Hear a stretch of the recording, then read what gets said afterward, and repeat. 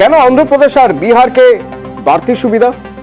অভিষেক বন্দ্যোপাধ্যায়ের দাবি, ঠিক যে কথা শুভেন্দু অধিকারী বলেছিলেন সেই কথাকেই হাতিয়ার করলেন। কারণ শুভেন্দু অধিকারীর বক্তব্য ছিল जो हमारे साथ उनका विकास, সেই কয়েনেজ নিয়েই এবারের বাজেট ব্যাখ্যা করলেন অভিষেক বন্দ্যোপাধ্যায়। ধারাবাহিক লাঞ্ছনা মঞ্চ এই বাজেট সম্পূর্ণ ব্যর্থ budget zero guarantee zero warranty. বাংলাকে বঞ্চিত, নিপীড়িত, লাঞ্ছিত, শোষিত করে রেখেছে বিজেপি। এটা নতুন কিছু নয়। এই যে 12টা সাংসদ পাঠিয়েছে, আজকে কি এর ফল শুনবে?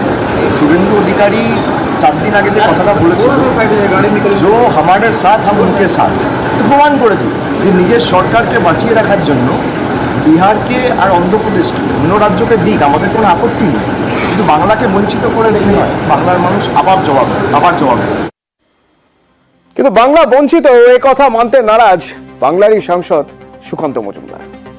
আসামে গত কয়েকদিন আগে যে ডিভাস্টেটিং ফ্লাড হয়েছে, বাংলায় কি এর মধ্যে সেই ধরনের কোনো ফ্লাড হয়েছে? দ্বিতীয় কথা হচ্ছে, সিকিমে যখন দেয়া হয়েছে তার লাভ বাংলাও পাবে। তিস্তার যদি ফ্লাড নিয়ন্ত্রণ হয় বা বন্যা নিয়ন্ত্রণ হয়, তো উত্তরবঙ্গের মানুষ তার ফলে উপকৃত হবে। তো আমাদের বিরোধীরা ভালো করে ভাবছে না বা চিন্তা ভাবনা করছে না। 3 কোটি যে বাড়ি দেওয়া হবে, তো বাংলাও পাবে যদি তারা দুর্নীতি না করে। শিক্ষাক্ষেত্রে এডুকেশন লোন 3% ইন্টারেস্টে দেওয়ার কথা বলা হয়েছে।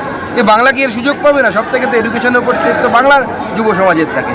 এমএসএমই সব থেকে বেশি ভারতবর্ষের মধ্যে পশ্চিমবঙ্গ অন্যতম, তার অগ্রগণী এমএসএমই যে ইউনিটগুলো সেগুলো তৈরি হচ্ছে, তাতে সরকার টাকা দিচ্ছে। মুদ্রা লোন 20 লক্ষ টাকা করা হয়েছে, তাহলে কি বাংলা পাবে না? टैक्स रेट को 10% से 12.5% किया। First of all, thank you very much for coming here. After having heard the budget, I chose not to make an opening statement because you've heard me almost for 1.5 hours, and I'm sure you have, you're eager to know what is in the budget and also seek clarification.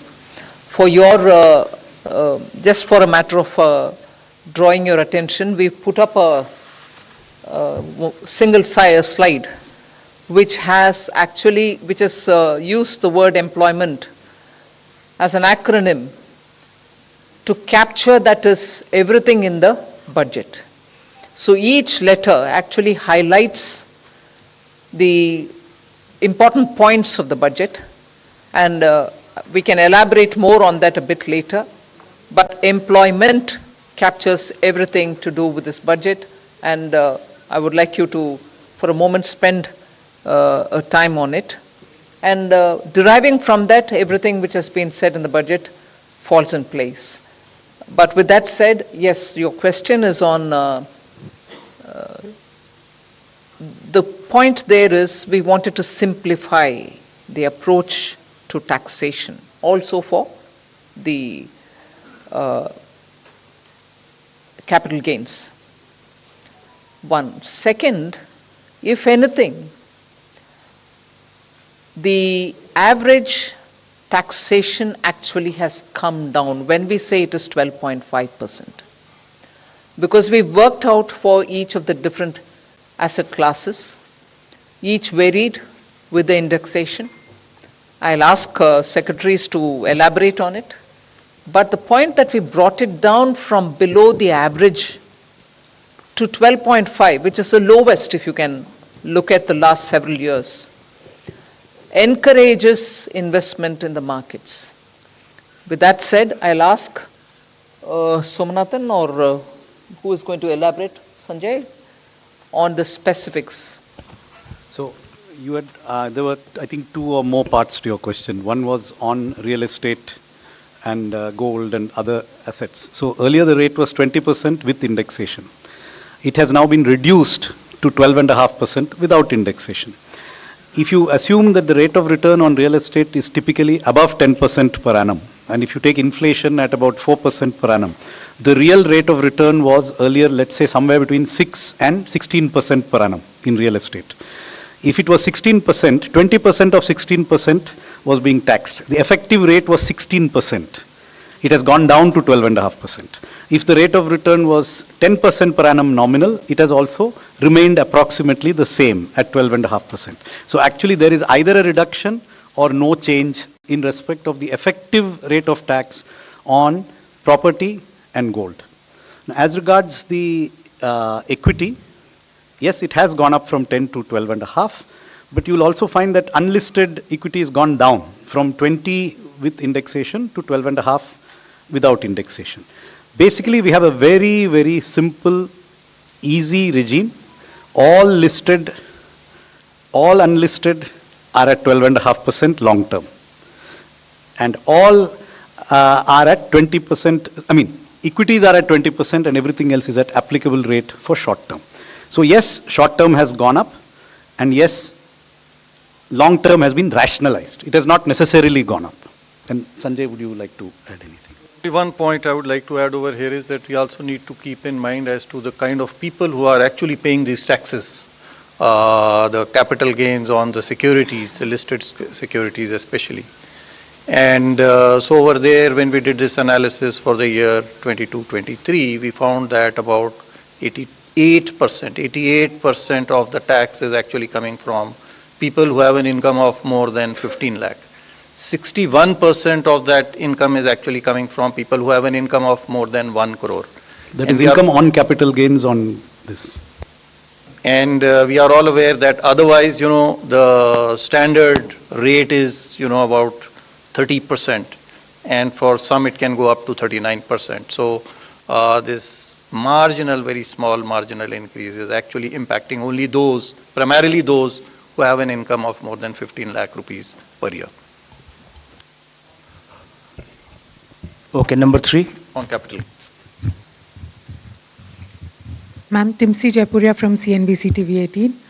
You announced a very lucrative new tax regime with changes in tax slabs. A lot of new changes are there in the income tax side, on the revenue side, and in the speech you mentioned that revenue foregone will be around 29,000 crore rupees, whereas government will now try to mobilize around 30,000 crore rupees. What will be these revenue mobilization measures, and from where do you think this foregone revenue will be recovered? If you can highlight, where are you foregoing the revenue and where are you going to recoup this revenue from? First of all, it is not just because we've mentioned it in this budget, but the attempt to widen the tax net is something which we've been repeatedly saying, that India's tax net will have to be widened, whether it is in the direct taxation or indirect. Second, there are also now the PSU dividends which are improving because their valuations have gone up really high. And their performance is also now substantially increased. So revenue mobilization is not just tax-based, you have non-tax revenue mobilizations which are also coming up. Then we had for almost now 3 years been talking about asset monetization, which is not selling of assets, but optimum utilization of those assets which are lying in the form of unutilized stadiums or land which is available with PSUs which can be utilized for better purposes. That's a third one. Fourth, you're also looking at generating resources from newer areas. So in all those, the revenue is going to be mobilized better, and as a result of which the revenue foregone will be now made up for, is our expectation. We've said that in the budget. In my speech itself, I mentioned it, and I'm sure there are secretaries who will want to add to it. Sanjay? Ma'am, I'll give the for details. 37,000 crore, 29,000 crore in direct taxes and 8,000 crore in indirect taxes. So 29,000 crore direct taxes primarily comprises of 3 taxes, which is the increase in the STT only on derivatives, which is only on futures and options. And secondly, the buyback tax, which is to be now done in the hands of the recipient. While on the one hand, it will rationalize the tax and be more equitous and fair, because those who should be paying the taxes, higher taxes, in the higher income groups, they will pay higher tax, and those who are in nil tax category or in lower tax category, they don't have to pay a tax or a lower tax. While it does that, at the same time, it does bring in some revenue also, about 4,000 crore. And remaining, about 15,000 crore should come, from the capital gains taxes. On the indirect taxes, and then, we are losing, as I said, about 8,000 crore primarily on the reduction in duties, especially in gold. There is a huge reduction from 15% to 6%. And then there is revenue foregone because of the personal income tax rates and the standard deduction being allowed in the new tax regime. 280, please. Backside, please. Give the mic. Good afternoon, ma'am. This is Surbhi from Business Today. Ma'am, the angel tax has been abolished, which is a very welcome move. But just wanted to understand that one of the things the angel tax was also doing was checking money laundering concerns. So could you explain how these will be taken care of now? Thank you. Thank you very much, and I'm glad to hear it is welcome. You've been raising this issue as with many others outside of media also saying, are you considering it? Although it was introduced during the UPA government and it was introduced in 2012. 2 years had passed, and since after that when we came in, we tried keeping as is good governance principle, government being a continuum, the tax continued. Although we tried giving carve-outs for startups and also making it simpler, bringing parity for the non-resident Indians, the way in which they've been treated as opposed to the Indian investments and so on. Today we've announced that we will indeed remove it. Exactly the details, Sanjay, would you want to elaborate on it? Yes, sure, ma'am. So we should be aware that this is actually a tax measure. It's not really a money laundering issue, but money laundering issue was being tackled through a tax measure. So first of all, I want to clarify that this tax, there are other provisions in the income tax itself, first of all, to find out the source of these funds. Number two, there is already, the Prevention of Money Laundering Act, which continues to be in existence. So if there is money which is being laundered, money, being paid as a bribe or for use in, other purposes for terrorism, etc., there are enough laws, including the Nyaya Sahita, Bharatiya Nyaya Sahita and the Prevention of Money Laundering Act.